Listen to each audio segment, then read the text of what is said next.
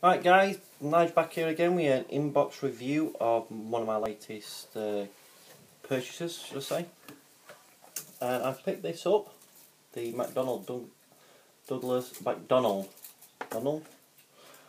Douglas F-15c Eagle from Tamiya when I went to Bridlington on my horse. Okay, and as you can see, price is somewhere £25.99. Alright, and you actually get quite a lot in this kit. Well, I won't say a lot, but it seems a decent kit, but I'll get that into that in a minute. Right, nice bit of box art, okay, showing it in flight with a squadron of F-15s. On one side you've got the upper and lower camouflage and the pilot figure and the cockpit seat. And on the other, two profiles and a picture showing the actual radar that's in the nose. I don't know as yet whether you can pose that open or closed, but I'll see as I'm going to build it. Alright, so on with the kit. Comes in 3 bags of light grey plastic. Okay, let's put this over here. I've already got rid of the staples because I hate them, Tamiya. Okay, and as you can see, makes a decent size kit with some nice, well, just ribbing in the wheel wells. That might call for some plumbing done or whatever. We'll have a look. Nice smooth plastic with some really fine panel lines. I don't know if you'll be able to see them. Okay, this kit is actually from first model in 1991, so seeing its age now. I was 11 then, so it's quite a way away. But again, some nice detail on it, and being it's a Tamiya kit, it should go together really nice. I've done some research on it, and as far as I'm aware, it's just the wings where they attach to the fuselage that might be a problem. But if I take my time on it, it should be okay. Alright, so that's the upper and lower fuselage. Next, we have the wings and things. Okay, the upper, the lower wings, the tail fins, and a great big fuel tank and the air brake, along with their radar parts. Again, some nice detail, crisply moulded with some really fine recessed panel lines. The only place where it's not recessed is on the fuel tanks. Now, whether that's how it's meant to be, I don't know. I'd have to do some research. But because the rest of the panel lines are quite delicate, really nice. I don't know whether I'm gonna rescribe them or not. We'll see. Okay, if that's the case. On to the next sprue. It's one with the fans, cockpit parts, nose, and undercarriage. And if you actually look at the undercarriage, some nice detail on there. Okay. Good thing about this kit, okay, which I think is really good by Tamiya, they've actually included some strengthening bars, okay, for inside the undercarriage. If you just see, there's a little channel. That's one of the main undercarriage bars, undercarriage legs, and there's the one up there. That's the nose, okay. So these slot inside, adding extra strength to the undercarriage, which I think is a nice touch, because once you put nose weight in it to make sure it sits proper and it's got paint and everything like that on, it's going to be quite a heavy model, because as you saw, it's quite a decent size. One downfall I have seen, on the instrument panel it's flat, okay, so it's going to be decals, the instruments and the consoles at the side of the cockpit. And we all know what Tamiya decals can be like, which we'll move on into in a minute. Nice pilot figure, if you shall wish to install him. Okay, I don't know whether I will be. Probably not, but I might do, because I could do with some practice on maybe doing painting pilots. Some fans for the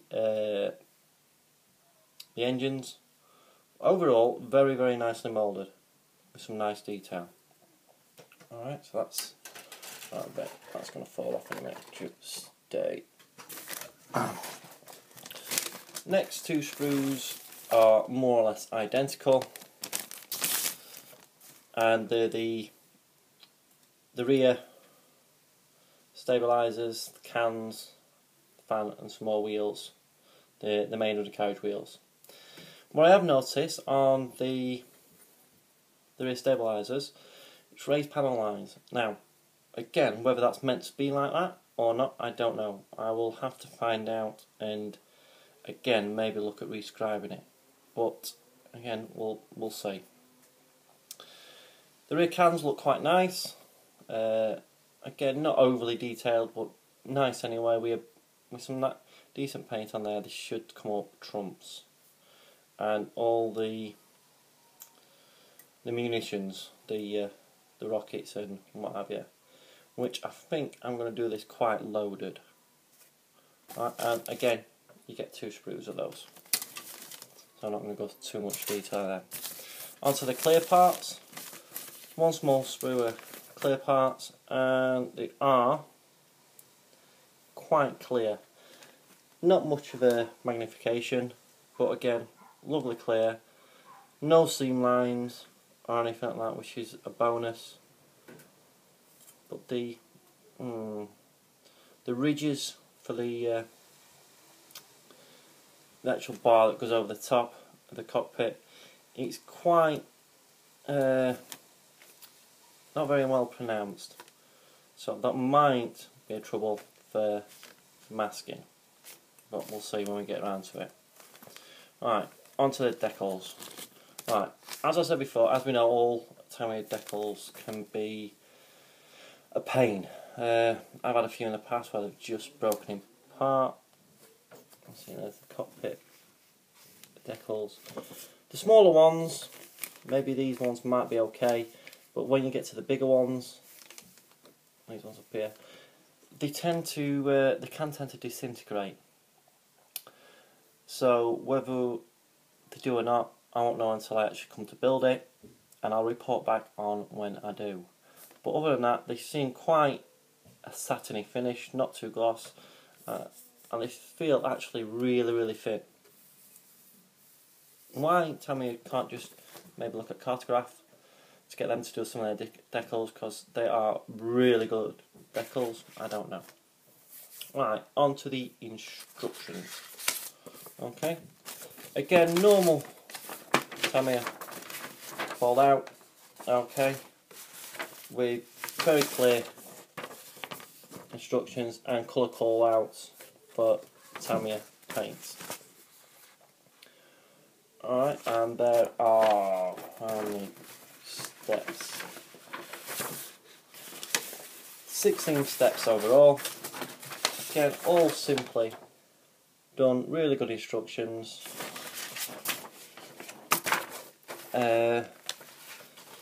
Apart from some newer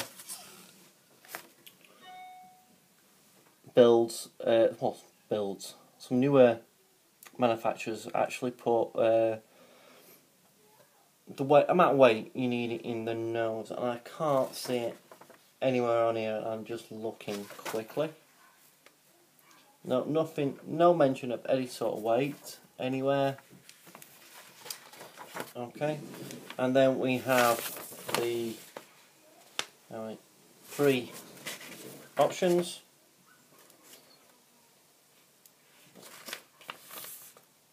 And the camo pattern, okay, which is it's going to be really interesting, this, because I've never done a modern grey jet, so to speak, in this sort of camo pattern. So I'm really looking forward to it. It'll be a test of my airbrushing skills, see how far I've come when I get finally to do this. I don't know when that'll be, if I'm honest. So yeah, I'm looking forward to it though. I can see it being an half decent build. Whether I can make it turn out half decent is a different story. Alright, so that was just my quick inbox review. I'll probably build in this and put a photo log up on ISM when I get a chance, when I actually get a chance to start doing it, because I've got the Mustang, the Eurofighter. I'm hoping to take part in the Vietnam GB, so we'll see when I can fit it on. If I can get the Mustang done in the next couple of weeks, I might start it then. But I'll see how far I get on with the Eurofighter. Okay, so that's it for now.